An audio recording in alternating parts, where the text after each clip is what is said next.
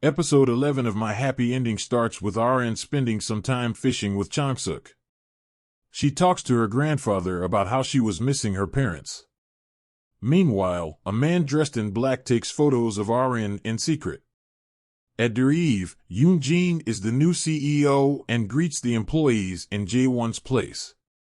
Mr. Kwon meets Yoon-jin and Mr. Park In-suk, asking them to run Revie with their discernment. In private, he tells Yoon-jin to find the recording of their conversation from the night of Sunkyu's death, as that could cause them serious harm. Meanwhile, Jae-won is at the psychiatric hospital, getting the help she needs for her bipolar disorder. Dr. Kim talks to Jae-won, asking her if she is feeling any inclinations of self-harming. She also asks her about the night she fell into the Han River. Jae-won tells Dr. Kim that she was not alone that night but claims that she did not remember who pushed her into the river. Dr. Kim tries to understand what was happening with Jae-won over the past year, which leads them to talk about her stalker as well as her relationship with Sukyoung. Jae-won believes that Sukyoung is her friend and was the person who gave her prescription medication. After the conversation, Jae-won struggles in her sleep, dreaming about the night she was pushed into Han River. Dr. Kim tells Jae-won that her mind was making her relive the same traumatic experience again and again. She tells Jae-won that her mind could be trying to distract her from something in the past by reminding her of the traumatic incident. That night, Jae-won avoids thinking about the night and suddenly remembers the incident from her high school when she tried to slit her wrist to end her life. Jae-won recalls seeing her younger self with blood flowing down her wrist. She realizes that she had jumped into the Han River of her own will and had hallucinated the fact that someone had pushed her into the river. Jae-won is disgusted with herself and tries talking about her condition during a group meeting with other patients at the hospital. On the other hand, Changsuk is also being followed by the man dressed in black as he goes to the local marker.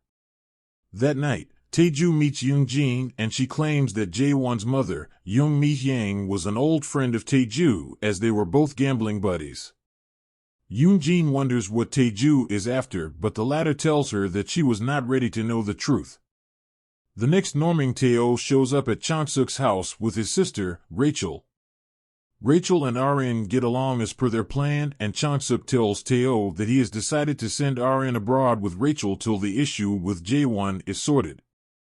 Tae-oh states that his adoptive parents would take good care of RN as well. At the psychiatric hospital, Jae-won shares with the group how she is feeling much better. Tae-oh shows up there to meet her and the two chat about RN for a bit. Jae-won tells Tae-oh that she does not know what Yoon-jin is up to. At the same time, Yoon-jin buys toys, intending to give them to RN, who she claims is her daughter. That night, Rachel convinces RN to go to the USA with her. Meanwhile, Jae-won finds news articles and other documents hidden inside the book Tae-oh had left behind. Jae-won reads through the notes while trying to figure out what Yoon-jin was up to. The next day, Yoon-jin shows up to meet RN, but the little girl does not recognize her. Yoon-jin takes RN outside the house for a walk, which scares Changsuk. She offers to give RN her mobile number, asking the little girl to get in touch. Just then, Changsuk shows up and sends RN away. He asks Yoon-jin to stop trying to get in touch with RN and asks her to leave the kid alone. Changsuk asks Tae-oh to make arrangements to have RN sent to the States as soon as possible. Taeju learns from Detective Lee that Detective Oh Soo-jin is now in charge of Sun-young's murder case. Taeju tells Yoon-jin all about the case being transferred and warns her about Detective Oh being a menace when it comes to solving cases. Just then, Taeju's informant sends him a photo of RN being sent abroad. He wonders how Yoon-jin premeditated Changsuk and Tae-oh's decision long ago. Tae-oh calls Jae-won in the hospital and has her talk to RN one last time before she takes her flight. After seeing RN leave, Jae-won focuses on getting better for her daughter's sake. Reporter Choi uses Jae-won's situation to his advantage and tries to make news of it. Tae-oh visits Jae-won again and tells her Mr. Kwon is up to something huge. He also asked Secretary Kim to keep an eye on Sung-kyu, who was showing some sign of improvement before he stopped moving his finger while being in a coma in the hospital. At dinner, Mr. Kwon asks Yoon-jin to stop hanging out with Tae-ju as it could cause further problems for them. He reminds her about the audio recording of their conversation about Sung-kyu and asks her to get it before things escalate. The next day, Yoon-jin meets Tae-oh and thanks him for staying with Revie despite their problems. Meanwhile, Detective Oh shows up at the psychiatric hospital to have a chat with Jae-won. During the chat, Detective Oh tries to determine how Sung-young died and tells him about his visit to Kim Sang-beom before his death. Jae-won thinks about all the things that have happened in her life over the past year and suddenly remembers being sexually assaulted on the night of Revie's launch. She also recalls how Yoon-jin had tried to break her marriage because she blamed Jae-won for what was happening in her life. Jae-won is discharged from the hospital and meets Tae-oh. Tae-oh asks what he should call her now as she is no longer his boss.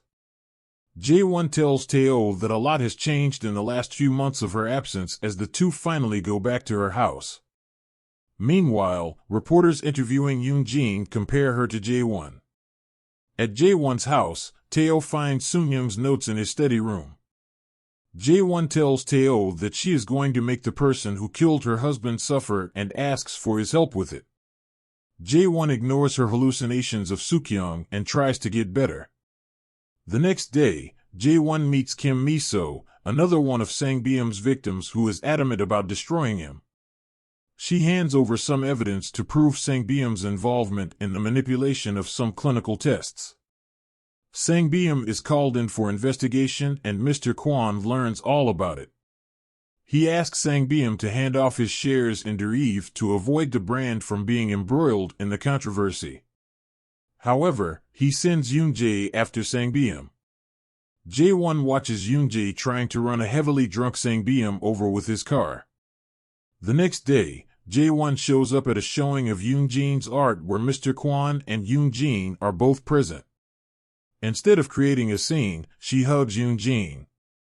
The episode ends with Jae-won threatening Yoon-jin about what she had planned for her. The episode review.